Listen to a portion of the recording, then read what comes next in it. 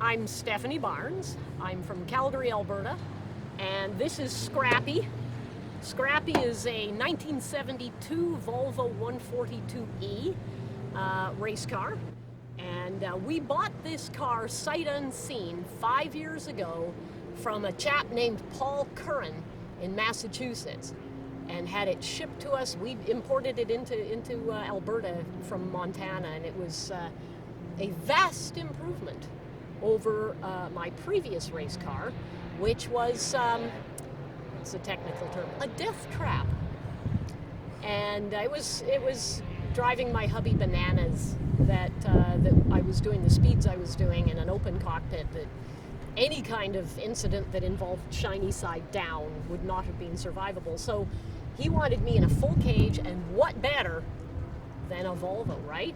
This thing has the most overbuilt cage on the planet, and now he sleeps comfortably. It's very important that your crew chief sleep comfortably at night. This is a very overbuilt cage, which is a good thing from a safety perspective. I don't know if you can see, but there's a lot of plumbing in this car. There's a lot of steel pipe, and it's very rigid. It's very safe. As you can see, I could probably do endovers. Mm-hmm. I won't, but I could probably do endovers and walk away. Absolutely. This is my first event in my new containment seat, which I love. This is a Querque containment seat that they had to build it for me, because I'm not a normal size for a race car driver, and so they ask you for a bunch of measurements, most of which are humiliating, and then you submit them to Querque, and they actually phoned him up and said, these can't be right. And no, they're right. So they had him do all these measurements on me again. But yeah, there's a reason these look like child seats, and that's because, you know, the seats that you put babies in. The reason they look like that is that they're modeled after race car seats, right down to the 5-point harness. You know, same as in a child seat. So basically, when I'm out there, I'm free.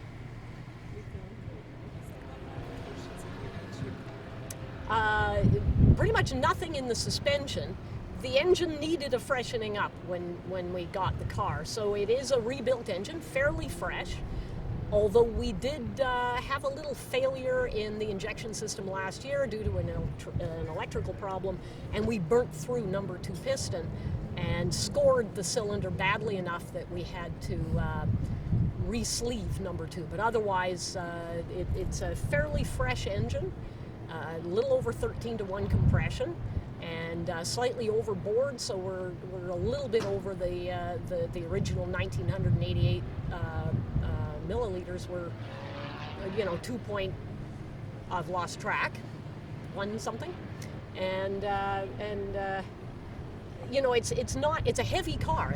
Scrappy weighs over 2,600 pounds with the big fat driver in it, and so she's heavy. I feel her on the turns. I feel the weight of the car. You know, when I'm chasing somebody who has a lighter, more nimble, better cornering car, I feel the weight kind of pulling me out, and so I do have to modify my line against the folks with quicker, more nimble, lighter cars. So what do you think about your first trip to CMP? Mosport. You can say Mosport. They want to call it Canadian Tire. CTMP. CTMP? What do I think of my first visit to CTMP? This will not be my last. I love this. This is an obscenely difficult track. This is my 15th season, so I haven't been racing as long as a lot of people here, but this is the most technically difficult track I've ever driven, and I like a challenge. Oh, it's so hard. They throw things at you, you know, not just curves, you know, where you have to learn your line and all that. the world drops out from under you, and you just sort of fly over a hill, and your suspension's completely unloaded, and you have to turn, and it's off camber. These are things that are difficult to adapt to in a nanosecond, and so it's extremely challenging. And they do it to you more than once. They slam you into down a steep hill and then smush you into a steep uphill grade. And every fiber of your being says, brake! And you can't. That's the one. I'm doing okay, I think, with 5A, the first part of Moss Corner. 5B, I'm finding, I haven't quite figured out where I need to be to rotate, to go through 5C straight. So I sort of fudge it. There's a bit of bumpiness there that freaked me out a little bit at first, but it's a really difficult corner. And I'm pretty sure that if I can figure out a better line through 5B, I'll hit 5C, I'll short shift into 4th, and I'll do better on that back straight. There you'll go. Yeah. Turn 2. Turn 2. Tell us about turn 2. Turn 2 is one of those corners where the world, you just go right off the edge of the planet, right? I think that probably most people do turn 2 as a double apex, so that's why they would start closer in than I do, and then they would apex and then run out a bit and then apex again. When it was pouring with rain on Thursday, I accidentally, and that's a code word for sliding sideways, found out that if I went into 2 way out and then just dove down the hill, I could treat it as a single apex, and it kept the car planted a lot better. So even after the track dried out, I was more comfortable doing that. And Scrappy stays stuck better if I treat 2 as a single apex. That's why I have probably a slightly weird line through there. It's working for me. Tell us how your times are changing each race. Well, in the rain, it took me a day and a half to get around the track. No idea what the times were when we had the monsoon on Thursday. But in practice session yesterday, in the morning, we turned a 203, and then in qualifying, we managed a 155, which was kind of a surprise. I didn't expect to break into the ones at all this weekend, and so I'm pleased, very pleased. And then this race, I started at the back of the pack because I've moved a group, and so I think I started in about 23rd and made up a few spaces, and I think we turned a 153. So that, between practice yesterday and first race today, we've actually gained 10 seconds. My crew, well, okay, first of all, I'm just the driver. I am the weakest link. The person far more responsible for the smooth running and operation of this car is my husband, Regis, and he's the crew chief, and he's actually a god, just so you know. So he's the crew chief. Nothing leaves this paddock without his say-so. And look who's here. Hi, sweetie. And he works magic with this car. He really does. And then the person who keeps me fed and watered, which is more difficult than it sounds because full-time job, is my sister Valerie, who's gone. She's my imaginary sister at the moment. You met her, and she's like the paddock boss.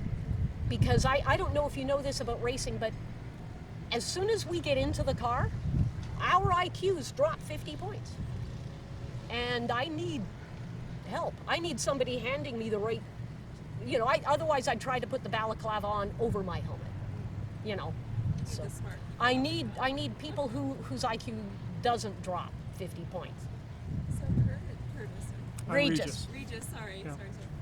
Any challenges that you have with this car and keeping Well, it running well? you know, my background was all North American stuff, and in a previous career, I worked on, you know, Chevs and GMCs and whatnot, and so all of a sudden we're working on Volvos, and we have Stephanie's previous car was a Triumph, and it's like starting all over every time, you know.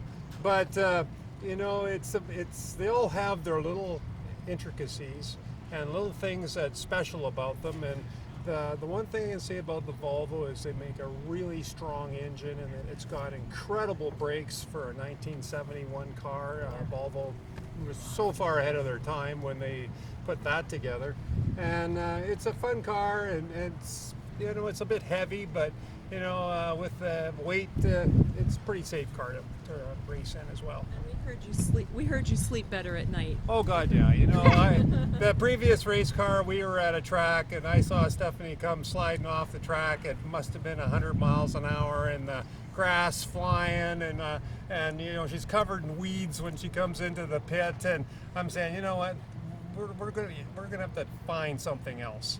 You know, this thing's just not safe anymore. And so this car here, you know, the most overbuilt cage probably at the track this weekend, I would bet.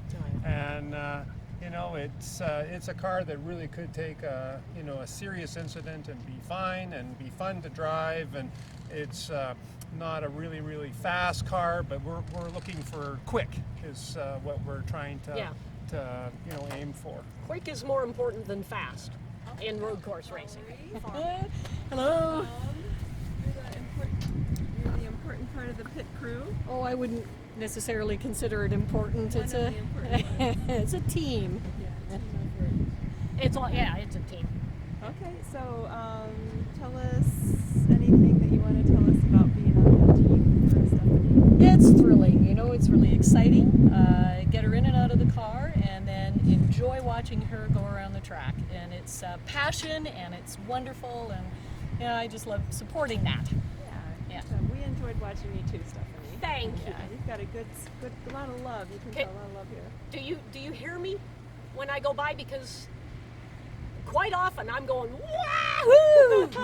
I'm not kidding. We didn't hear that, but we enjoyed watching. Well, you know what?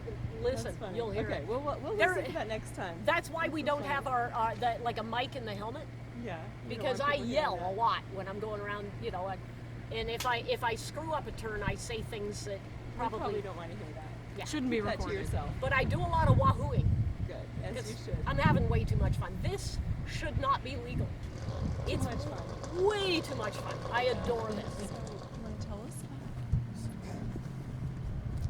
So we started out with the original B20 engine, which is cast iron parts, and it's an overhead valve design, and we've got the stock intake manifold. We made a bit of an improvement here with this here air body here, and it's got a header on it, which helps a lot, and we put a dry sump oil system on it, which is kind of something that this would have never have come with, but the cars as they were designed back in '72 weren't designed to go around a track like this, so this is just about protecting the engine.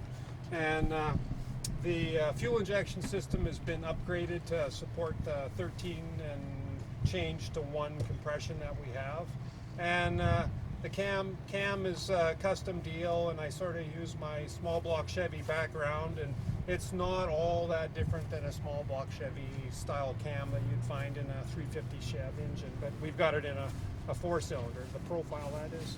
And we've run a Ford Tremec T5 transmission. The original Triumph, or the original Volvo piece, just wouldn't be up to the rigors of this. This engine revs to about 7,000 RPM, and you know, it makes good power, and it's pretty reliable. You know, we've solved a lot of problems, and now we're looking for a lot reliability, consistency, and quick, and that's what we're getting very close with this car.